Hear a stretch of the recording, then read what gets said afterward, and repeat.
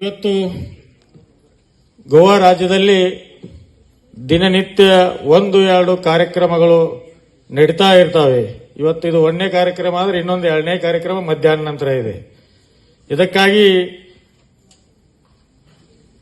ಹೊರ ರಾಜ್ಯದಿಂದ ಬಂದು ಇಲ್ಲಿಯ ಕನ್ನಡಿಗರನ್ನು ಒಗ್ಗೂಡಿಸಿಕೊಂಡು ನಮ್ಮ ಪ್ರೀತಿಯ ಚಂದ್ರಶೇಖರ್ ಮಾಳ್ಗೆಯವರಂತ ಸಂಘಟನೆಗಾರರು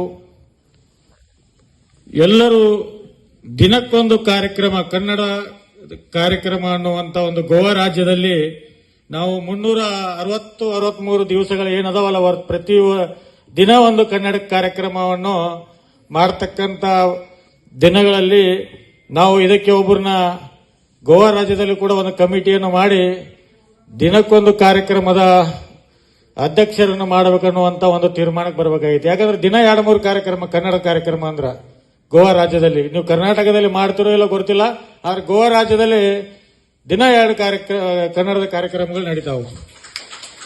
ಈ ಕಾರ್ಯಕ್ರಮದ ದಿನಕ್ಕೊಂದು ಕನ್ನಡ ಕಾರ್ಯಕ್ರಮದ ಅಧ್ಯಕ್ಷರನ್ನ ನಾನು ನಮ್ಮ ಶ್ರೀಮತಿ ಜಯಶ್ರೀ ಅಕ್ಕರನ್ನು ಮಾಡ್ಬೇಕು ಮುಂದಿನ ಬರ್ತಕ್ಕಂಥ ದಿನಮಾನಗಳಲ್ಲಿ ಅನ್ನೋ ಒಂದು ನನ್ನ ಆಸೆ. ಅದಕ್ಕೆ ತಮ್ಮ ಇಚ್ಛೆ ಇದ್ದರೆ ಮುಂದೆ ಗೋವಾದಲ್ಲಿ ದಿನಕ್ಕೊಂದು ಕನ್ನಡ ಕಾರ್ಯಕ್ರಮ ನಡೀತಕ್ಕಂಥ ಕಾರ್ಯಕ್ರಮದ ಅಧ್ಯಕ್ಷರು ಜಯಶ್ರೀ ಮೇಡಮ್ ಅವರು ಅನ್ನುವಂಥ ಮಾತನ್ನ ಇಲ್ಲಿ ವ್ಯಕ್ತಪಡಿಸ್ತಾ ಇದ್ದೀನಿ.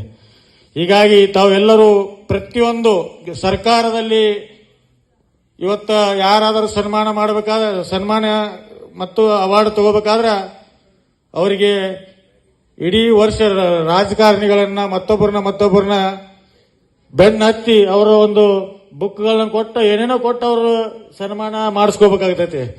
ಅದು ಇನ್ನ XYZ ಅಂತೂ ಹೇಳ್ತೀನಿ, ಅವರೆಲ್ಲ ನಮ್ಮ ಅಣ್ಣರಿಗೆ ಗೊತ್ತೈತಿ ಒಂದು ಸನ್ಮಾನ ತಗೋಬೇಕಾದ್ರೆ ಏನ್ ಕಷ್ಟ ಐತೆ ಅಂತೇಳಿ. ಇವತ್ತ ಸಾಕಷ್ಟು ಜನ ನಮ್ಮ ಇದು ಏನು ಚೈತನ್ಯ ಪ್ರತಿಷ್ಠಾನ ಹಾಗೂ ಸಾಕಷ್ಟು ಹಲವಾರು ಸಂಘ ಸಂಸ್ಥೆಗಳು ನಮ್ಮ ಹಳ್ಳಿಗಳಲ್ಲಿ ಮತ್ತು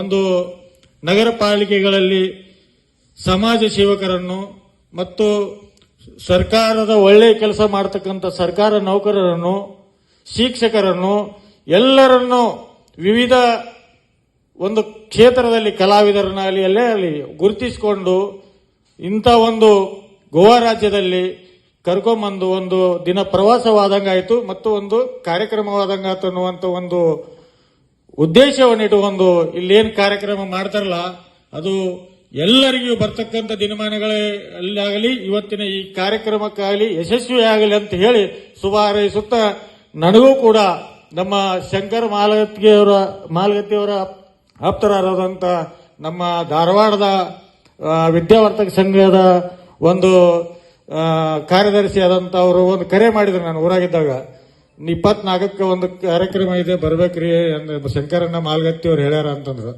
ಶಂಕರಣ್ಣ ಮಾಲ್ಗತ್ತಿಯವರು ಹೇಳ್ಯಾರ ಅಂದ್ರೆ ನಾ ಬರ್ತೀನಿ. ಹಂಗಾರೆ ಅವರು ನನ್ನ ಆತ್ಮೀಯ ಸ್ನೇಹಿತರು ಮತ್ತು ನಮ್ಮ ವಿದ್ಯಾವರ್ತಕ ಸಂಘದ 2ನೇ ಬಾರಿ ಕಾರ್ಯದರ್ಶಿ ಆದಂತವ್ರು, ಅವರಿಂದ ನಮ್ಮ ಜೊತೆ ಯಾವಾಗಲೂ ಇರ್ತೀವಿ, ಅವ್ರು ನಮ್ಮ ಜೊತೆ ಇರ್ತಾರೆ ಅನ್ನುವಂಥ ಮಾತನ್ನು ಹೇಳಿ ನಾನು ಕಾರ್ಯಕ್ರಮ 2 ಒಂದು ಸಾಯಂಕಾಲ ಒಂದು ಮುಂದೆ ನಾನು ಕನ್ಫ್ಯೂಸ್ ಆಗಿಬಿಡ್ತು, ಇನ್ನೊಂದು ಕಾರ್ಯಕ್ರಮ ಇದೆ ಅಲ್ಲಿ.